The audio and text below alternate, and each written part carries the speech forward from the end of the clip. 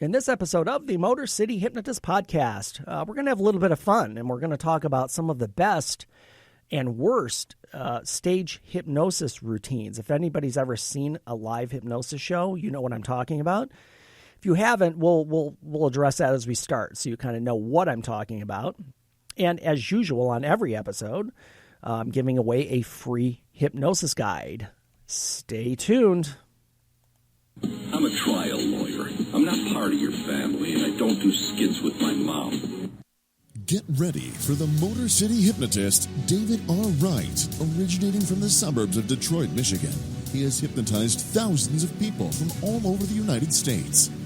David R. Wright has been featured on news outlets all across the country and is the clinical director of an outpatient mental health and hypnosis clinic located just south of Detroit, where he helps people daily using the power of hypnosis.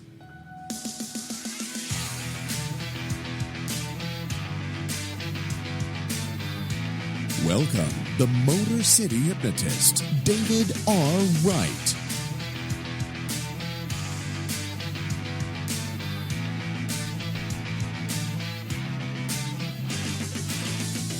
What's happening, people? It's David Wright, the Motor City Hypnotist. We are back for another episode of the Motor City Hypnotist Podcast. Happy day. Happy day for Matt. Yes, it is. As always, Matt Fox is with me in the booth. Pushing your buttons, yes. Yep, here at the Podcast Detroit Northfield Studios. And we're here. We're doing it. It is actually a really nice day out. You know, Matt and I was going to have a quick sidebar with Matt, but okay. I'll just do it on air. But okay, is the new sponsor in place for these episodes? They actually will be starting up here very quickly. And okay, there was a small hiccup, and it's still in place. And okay, yes, it's coming. That's fine. That's fine. Because I won't. I'm going to leave my typical one out. It doesn't matter. Yeah. Again, side note. Yeah. Fair enough. Inside business for those of you listening. That's what happens when you don't talk before the show. I wouldn't say hiccup. It was an oversight, but it's no worries. It's been rectified. I didn't want to step on their sponsorship with my own, if that was the case. You do you, sir. I'll do me. So, hey, we're here. Let me tell you where you can find me. You can find me at motorcityhypnotist.com. There you will find my podcast page with all of my episodes. You will find my store with a whole bunch of stuff, including MP3 recordings, ebooks, full hypnosis shows, which will come into play in this episode. Yeah, be careful with those. Yeah, be careful. It's kind of sad because I haven't done a show now for. The last show I did was in February at Country Day High School. This year? Yeah, this year. So that's not that long ago. It is, but it seems like forever. Well, yeah, I just had my first wedding of the year. DJ'd my first wedding of the year last weekend. Okay. So, yeah, it felt a bit strange. So I'm looking to get back to it. But you can see a lot of my prior shows. If you want to get the full recording of those shows, I have a lot of them available. Or if some of you are listening and you happen to have been in one of my shows, you can go find your show on my website, on my store, and relive that fun time.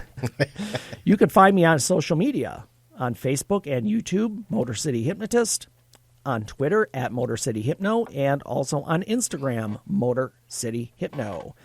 And also, if you would like to contribute financially to the show, you can find me on Patreon. I have a Patreon account set up. There are 3 tiers there. Again, very minimal amounts.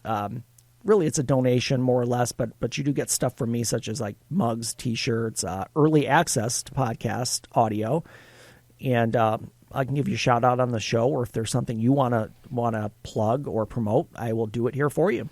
So check that out as well. And as I do every episode, I give away a free hypnosis guide. Now, I know I said this last podcast, but that probably gets lost in the shuffle because you hear me say it every time. But this does a couple of things for me. One, it lets you connect with me because if you download this free hypnosis guide, now I can contact you regarding other things that you might be interested in. Now, I will say, just full disclaimer, I don't sell your stuff. I don't give away information. I will not spam you, I swear, because I know some places do that. But again, it just connects you with me and me with you. And what I like to do is build a relationship with my audience. That's really what it helps me do. Fair. Awesome. And wherever you're listening to this podcast, whether it be iTunes, Spotify, wherever you listen, please subscribe and leave a review. That would help me very much because it gives me exposure. It gives the show exposure. It helps us to grow, find more people. And that's really what we want. You want to get better at your craft. I do. So I absolutely do. Comments, suggestions. Yep. Yeah, comments, always, suggestions. Always welcome. Yeah, again, find me on social media. I will. If somebody posts on social media, I always answer.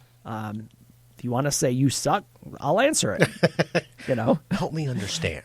Or if you want to say, What the fuck are you doing? I'll say I'm doing a podcast. Yeah, right? That's what I'm doing. Or you might think You have a brain like a chicken. that's okay too. So yeah, find me on social media. Always happy to answer and interact with people, especially people who I get a lot of people after a show. I'll get a lot of feedback, especially if they were in the show. So it's great to just build that back and forth. And again, I want to do something that you want to hear. So let me know. Excellent. Find me up. It is time.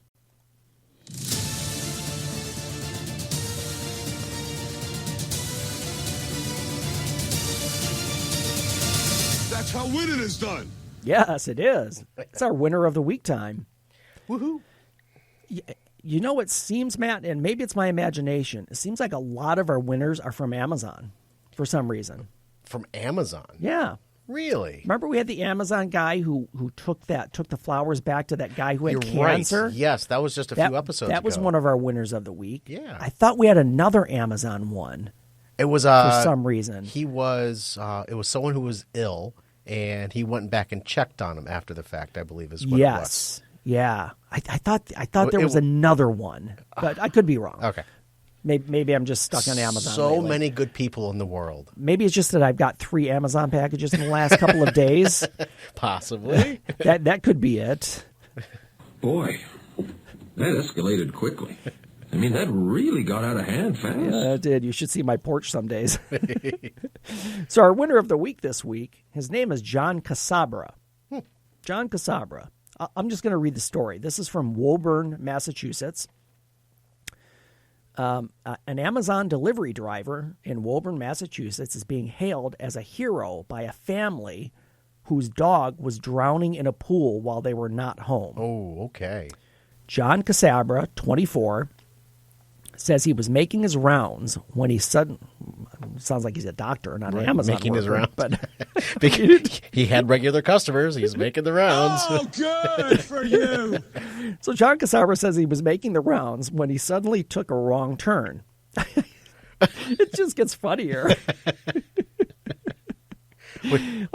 Okay, so he was making his rounds. He made a wrong turn. Stop it. He stopped his van to reroute his GPS tracker. I'm making fun of the story, but this really is a good story. He routed his GPS tracker, and when he heard a strange noise, I've never heard anything like that in my life, he told CNN. I actually heard it over the reversing beep of my van. Casabra followed the noise, which led him to a fence surrounding a house. There he spotted the source of the odd sound, a dog stuck in a pool crying for help. Oh, my goodness. The 14-year-old husky named Luca had been treading water for an unknown amount of time. Oh, my gosh. Casabra hopped the fence and rushed to the dog, whose head was barely sticking out of the water. Poor puppy. I dove into the pool with my shoes, wallet, car keys, the whole 9, he said, and I swam with him in my arms the best I could, holding him out from the midway point of the pool to the shallow end, and hoisted him and myself out of the pool. After he was out of the pool, he was very shook up, very scared, Casabra said. He didn't want me to leave his side. Every time I would go to get up, he would hit me with his paw or nudge me, so I stayed with him the entire time. Oh, my goodness. Yeah. Casabra called the police and waited with Luca for over an hour until animal control arrived. The officer turned out to be a neighbor of the homeowners and then phoned them to let them know what happened. Oh, my gosh. The owner said she dropped the phone. She said so people will say, well, how did he get in there? That's a Right. question, fair question, even though the story's great. She said she arranged for a neighbor to look after the dog, but between when she left and the arrival of the neighbor, the dog had escaped her yard and jumped into the nearby pool. So it was the next door neighbor's pool. Ah, okay. Yeah. As I say, it wasn't the owner of the dog's pool. No. Okay. She said, we have a doggy door, and he's used that doggy door for 15 summers. He goes outside, goes to the bathroom, and normally goes back in and stays in the air-conditioned house. Right, because he's 14. Today, he wanted to go for a swim. Poor puppy. Yeah. So, yeah, he was treading water for who knows how long, and John Casabra jumped in and rescued him. Good for him. Yeah. Thanks, man. 'Cause you know what? All dogs' lives matter. It is. Yes, they do. All They dogs' really lives. Yes, it is. They do. So, John Casabra, you are a winner of the week.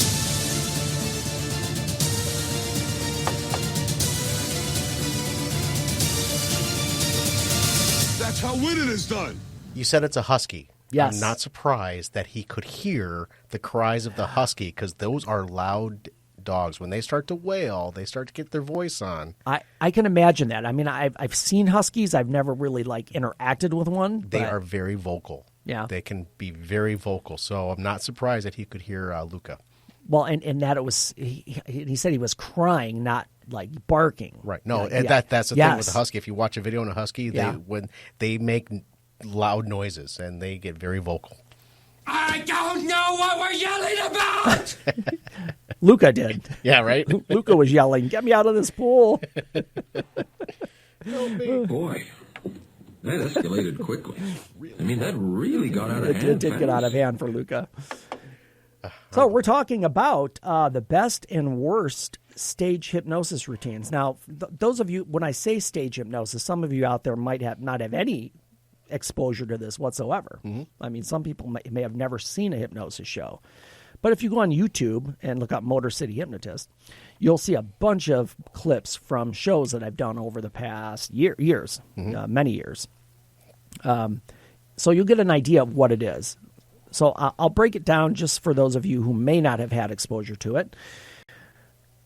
I go, and there's an audience, and I ask the volunteers to come on stage, and we have anywhere from, some shows 5 people, some shows 40. Depends. Okay. Depends on the size of the crowd, where it's at, what I'm doing, or what they're doing. But you'll never hypnotize the entire crowd. Not at once, yes. And if people wonder why, go back and listen to the episode when hypnosis goes wrong, and you'll find out exactly. Yep. Now, that was not, just as a disclaimer, that was not me, but I was looking at an incident that happened with another hypnotist. Right. What happened? Go back and, you'll see what happened if you go back and listen to that one. So anyway, I invite volunteers up. I hypnotize them, and then we have fun. We do stuff, what we call routines, or skits, if you want to call them that. Yeah. Jeff Feiger calls them skits. I'm a trial lawyer. I'm not part of your family, and I don't do skits with my mom. Yeah, Jeff doesn't do skits. I do skits on stage, though, with audience members. So the audience members get up there, and then we get them into that hypnotized state, and then we do what we call routines. We have them do things because that's what people in the audience look at and laugh at. So over the years, I've done a lot of shows. I've seen a lot of shows. I know hundreds of hypnotists, and I just thought it would be interesting to let you in on my view of things that are not, to me, are either not funny or they're just not good. If that makes sense. Yes. So let's start with those because I have a lot of good ones, but some of the things that I don't like in hypnosis shows. Anything that the hypnotist does that makes him the center of the tension, makes him part of the show. Right. Not part of the show, because you have to be part of the show because you're doing it. For me, it's all about my volunteers. And making they're the ones that people want to see. They're the ones that people laugh with or at sometimes, but not in a mean way. They're but if I tell them to say something ridiculous, people are going to laugh at it. Right. So there are a lot of hypnotists out there who will make it they're the star of the show and it's focused on them and the audience is kind of secondary. So that's the first thing. And if you for those of you, we'll go back many podcasts ago and find this one. Things you must know before you hire a stage hypnotist. Mm-hmm. Look at the videos, look at their website. If the hypnotist is about himself and making himself the star, it's probably not somebody you want. Right. Yeah. So that in general is something I don't like. That's probably one of the worst as far as routines or actions. The egotistical one. Yeah, I mean, I'm I can be egotistical, but not the expense of my volunteers. Right. Oh, great Odin's raven. So the other one, and this goes along with that. There's and this one drives me nuts. And typically, I will say this: it's typically younger hypnotists who are male. Mm. They do this routine where they'll have the audience members, with their eyes closed, and they'll say, okay, and in a moment, I'm going to count to 3. When I get to 3, you're going to open your eyes and realize I am the hottest person you have ever seen on the entire planet. You got to be very careful with that. Absolutely. Especially with younger audiences, high school, mm-hmm. college even. Mm-hmm. And I know I've said on this channel, I don't do any questionable material with high school and college kids. It's just too easy to get away and keep it PG. Maybe PG-13, a swear word here or there, but even in high school, I always preface it when I give them when I get them into that relaxed state. I give them a couple of rules. I'm like, you will not use foul language, you will not swear. Mm-hmm. Some of them still do, but you try to stay on top of that. Right, yeah. Right. Boy, that escalated quickly. It did, yeah, sometimes. But this when the hypnotist says I'm the hottest person you've ever seen, and then he'll just kind of like and then even and it doesn't even matter the gender if it's a male or female, they're all fawning over him and like wanting to right do like things. He's a movie star and it's just self-serving to me. It's just not good for me anyway. I'll probably get called out by some of these guys, but that's okay because this is my show. I can tell you what I don't like. There you go. Along with that is the dancing with the hypnotist. And I may have mentioned this in one of the other shows, one of our shows about stage hypnosis. Mm. There's again, a lot of hypnotists do this skit where they'll say, okay, in a moment, not only do you find me irresistibly attractive, you want to dance with me. And then he'll take turns dancing with everybody on stage. That's a bit self-serving. Yeah, it is. And I don't know the purpose of it because for me, when I do a show, I'm always trying to convey the power of what hypnosis can do mm-hmm. for you, not for me. Right. I mean, I know I could use it, but it's just the whole purpose of my show is to entertain and show people what hypnosis can do. Hmm. And again, that one is very self-serving. It's very and plus too, it's just I don't know.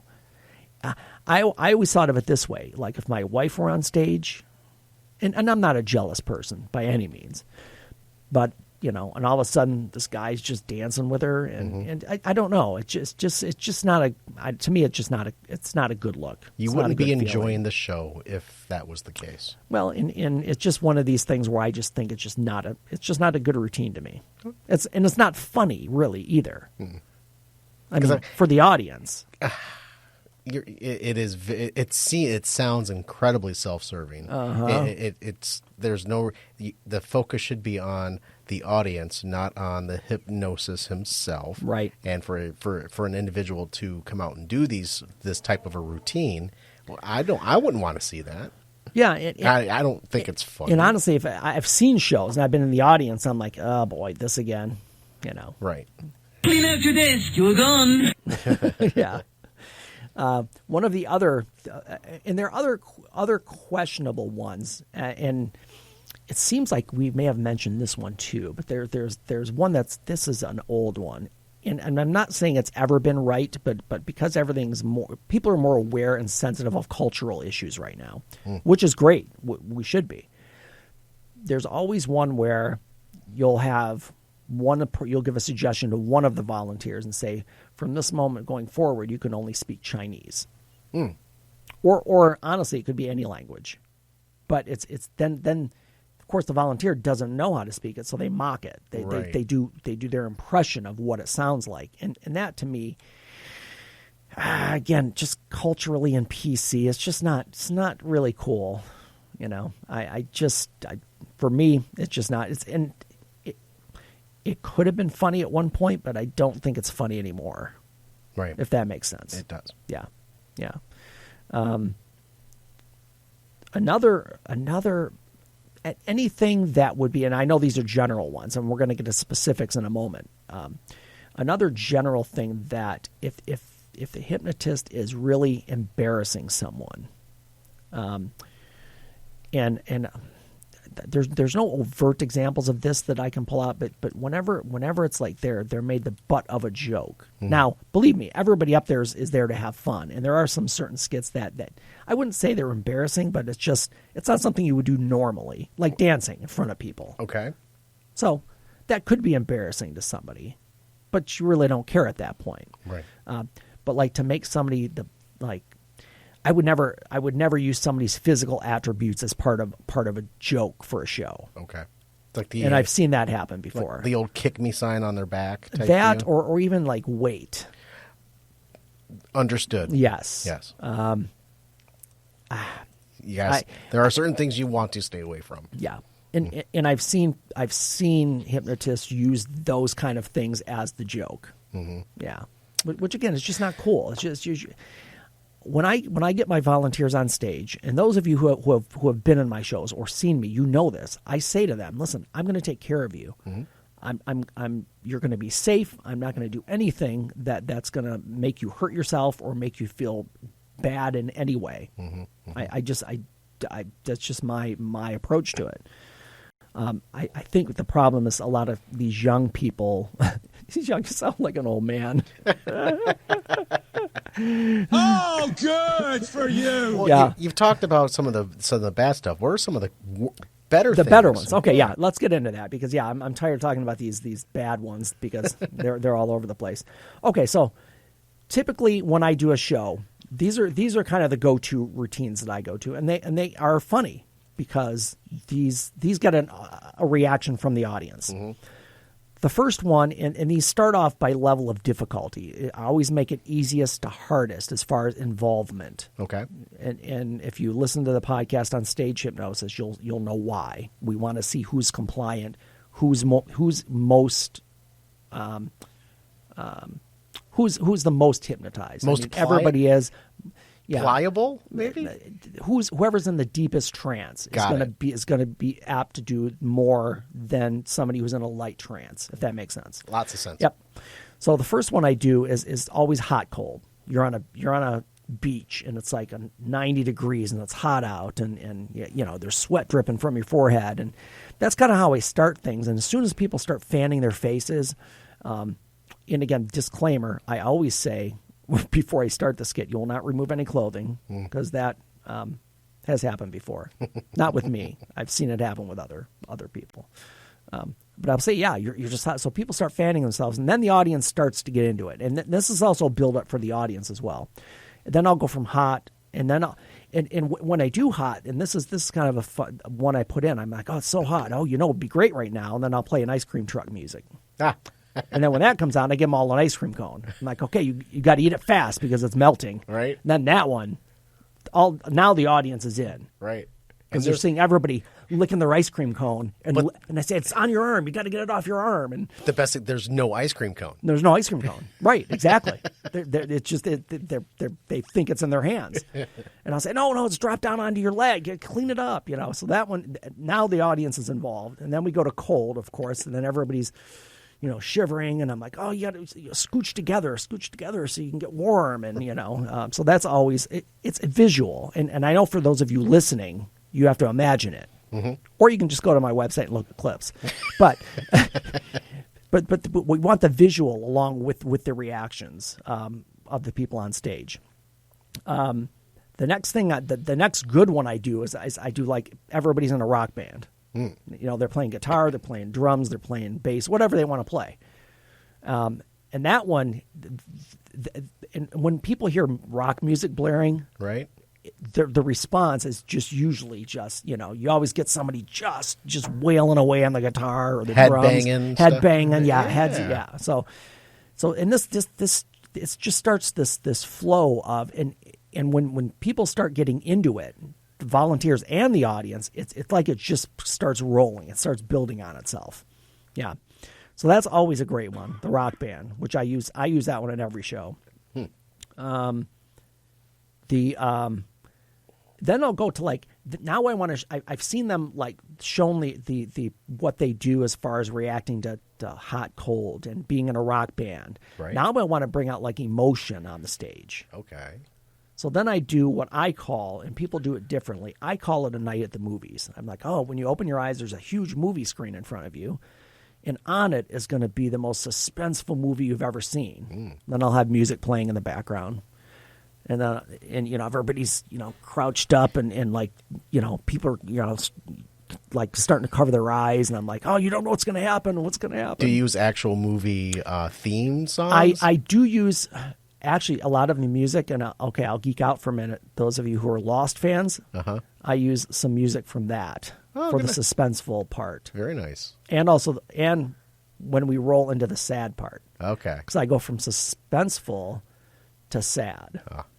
And then I play the sad music. And then I'm like, oh, it's so sad. Every time you watch it, you cry. And then people, I mean, just that they just show that emotion. Ugly cry even? Yeah, ugly cry or just, you know, just, and it's great because it's typically the biggest, baddest dude on stage that's right. That's just like just breaking down. Then we go to scary, of course, which is nobody likes a scary movie, and people, you know, get up into their little ball and then I kind of modified this. I used to do funny movie just to make people laugh because I end with that one because that one's the best one. But I kind of put a twist on it. I tell them, I have them close their eyes, and I say, listen, as soon as you open your eyes, everything I say is going to be hilarious to you. Doesn't matter what I say. Doesn't matter if it's funny to me. It doesn't matter if it's funny at all. To you, it's the funniest thing you've ever heard. Well, there you go. And then I tell this made-up story about me running in the backyard with my dog and my foot going in a hole and breaking my leg. Oh, my gosh. And then the dog getting nervous and you know, he pees on me. and then I'm screaming for help, and they drag me roughly into an ambulance. And I'm telling this while everybody's it's the funny thing about this is the story is so terrible, but the people are just dying behind me laughing like hysterically. That's great. Like they just can't keep it together. So that one, I think I'm the original. Most of these are not original. Hot, cold, playing in a band. Right. Most of those have all been used through the years. This one where I make people laugh to a terrible story, that I made that one. So I have some original stuff, let's say. Okay. Yeah. Because a lot of people just use other people's materials. Got it. That's a good one. Of course, one of the crowd favorites is, you know, anytime you hear me snap my fingers or say a word, you're going to believe the next person next to you is past gas. Yeah. All right. Yeah. And it's going to be bad. Yeah. Yeah. That one. And I always, disclaimer again, I always say, no one will be physical. No, everyone will keep their hands to themselves. So that the audience always loves that one. So that's a really good one. A couple of the other good ones that I have done that I've not seen anyone else do. And this is this is a great one just for the visual. I did a Pez convention a couple summers ago. No, just over a year ago. And I want to do something special for this crowd, so I made people believe they were human Pez dispensers, and they would have to get Pez out of their neighbors' necks.